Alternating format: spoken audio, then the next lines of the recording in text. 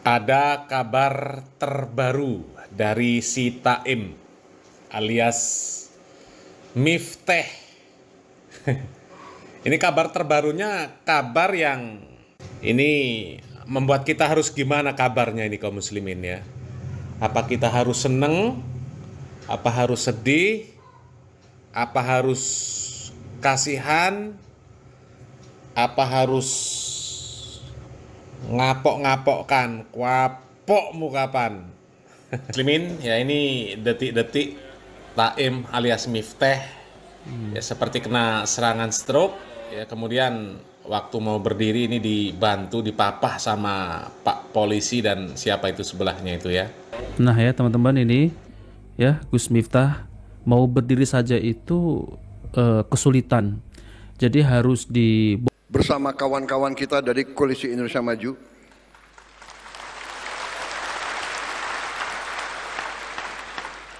Dan saya katakan di sini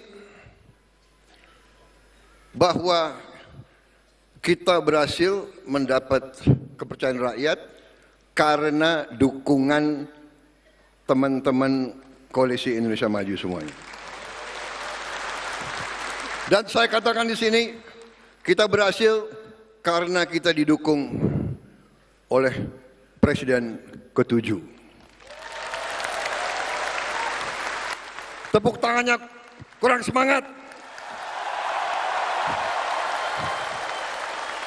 Semangat lagi. Hidup Jokowi. Saya kira minimal 1,5 tahun. Hitungan saya, dia hitung-hitung, dia mengatakan tidak Pak, 100 hari pertama.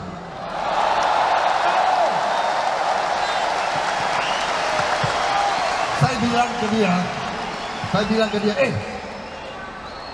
Bung Rizal, jangan ngarang kamu. Saya mau bicara di Senayan. Cawe-cawe. Nanti dibilang saya apa Pak? Saya apa dikendalikan Pak Jokowi. Cawe-cawe.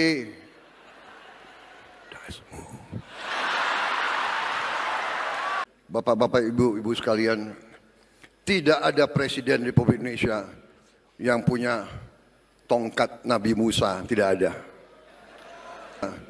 Yang punya tongkat Nabi Musa, tidak ada. Negara kita sangat besar. Sudah kita mulai bergelar sekian ratus, sekian, masih ada yang komentar, iya tapi belum banyak. Kalau nggak ada wartawan, saya bilang,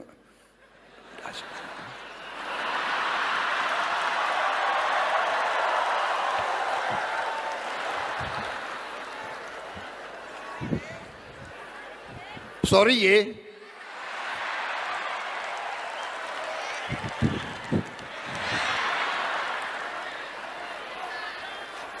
Prabowo sempat ditenangkan Amin Rais dan Jurkamnas Syukri Fadoli. Prabowo juga masih terlihat emosional saat menjelaskan adanya temuan BPK tentang kinerja BUMN. Dalam kampanye ini Prabowo masih menyoroti pengelolaan negara yang dianggap tidak benar, penguasaan ekonomi oleh segelintir orang, hingga kekayaan negara yang dirampok. Itu 62%. Kemudian karena menaikkan harga BBM melorot menjadi 52%. Sekarang ingin saya bandingkan dengan approval rating Bapak Presiden Prabowo Subianto. 100 hari kemarin, survei kinerjanya 80,9%. Dukungan dari parlemen juga di atas 80%. Artinya apa? Dukungan rakyat sangat kuat sekali, dukungan politik di parlemen sangat kuat sekali. Sehingga saya boleh menyampaikan Presiden Prabowo ini adalah presiden dengan dukungan terkuat baik dari rakyat maupun dari DPR. Coba cek seluruh presiden yang ada di dunia ini, sekarang ini nggak ada yang sekuat Bapak Prabowo Subianto.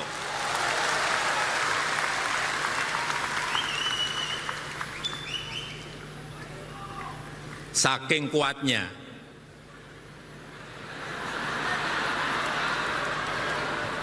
sampai detik ini saya tidak melihat ada yang berani mengkritik.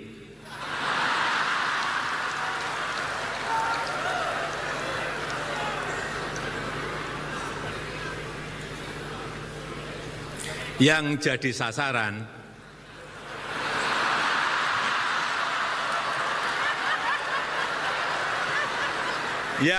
sasaran adalah Jokowi. Karena saking kuatnya Bapak Presiden Prabowo Subianto. Dikit-dikit yang salah Jokowi, dikit-dikit yang salah Jokowi, dikit-dikit yang salah Jokowi. Coba sekali-sekali nyalain Pak Prabowo. Nggak berani. Karena kepemimpinan dan determinasi Pak Prabowo sudah sangat teruji. Kita tahu tadi sudah disampaikan oleh Pak Prabowo. Buktinya berkali-kali kalah tetap terus maju. Dan akhirnya menang. Mohon maaf, 2 kali yang mengalahkan saya.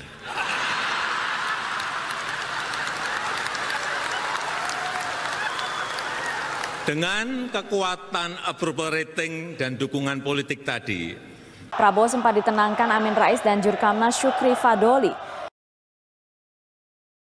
Prabowo juga masih terlihat emosional saat menjelaskan adanya temuan BPK tentang kinerja BUMN. Dalam kampanye ini Prabowo masih menyoroti pengelolaan negara yang dianggap tidak benar, penguasaan ekonomi oleh segelintir orang, hingga kekayaan negara yang dirampok. Kan efisiensi anggaran, Istana angkat bicara soal raja kecil yang disebut Presiden Prabowo Subianto dengan bilang yang dimaksud Prabowo adalah orang-orang yang melawan efisiensi anggaran. Kepala Kantor Komunikasi Kepresidenan Republik Indonesia Hasan Nasbi bilang soal raja kecil ini tidak menunjuk nama tertentu, tapi Presiden Prabowo tahu siapa saja orang yang menolak adanya efisiensi anggaran yang dilakukan. Tidak menunjuk nama tertentu lah, tapi ada saja.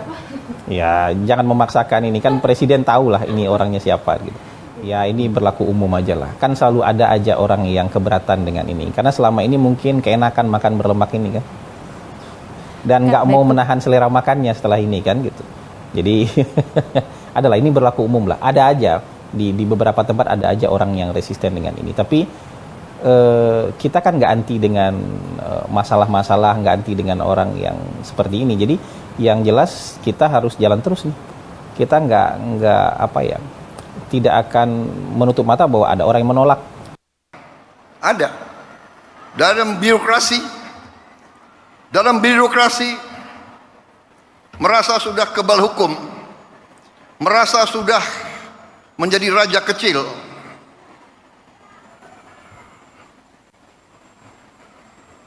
Ada.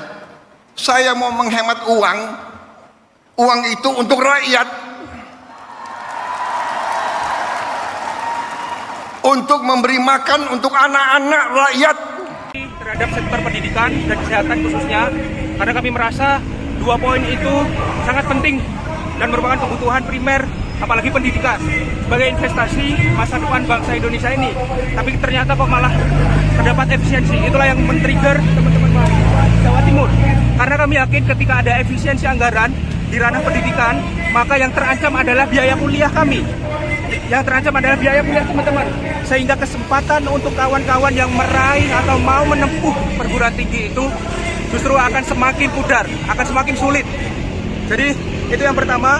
Yang kedua juga tadi kami juga menyoroti bagaimana multifungsi TNI itu sendiri yang mulai masuk di sektor-sektor jabatan sipil yang seharusnya itu mengancam cita-cita reformasi yang dulu kita perjuangkan. Bahwasanya cukup TNI itu di bagian keamanan atau pertahanan, seperti itu. Ada juga beberapa tadi kita menyikapi soal reforma agraria, termasuknya ada proyek strategis nasional di Surabaya, di mana itu Surabaya Waterfront Land, terus HGB ilegal yang ada di Jawa Timur.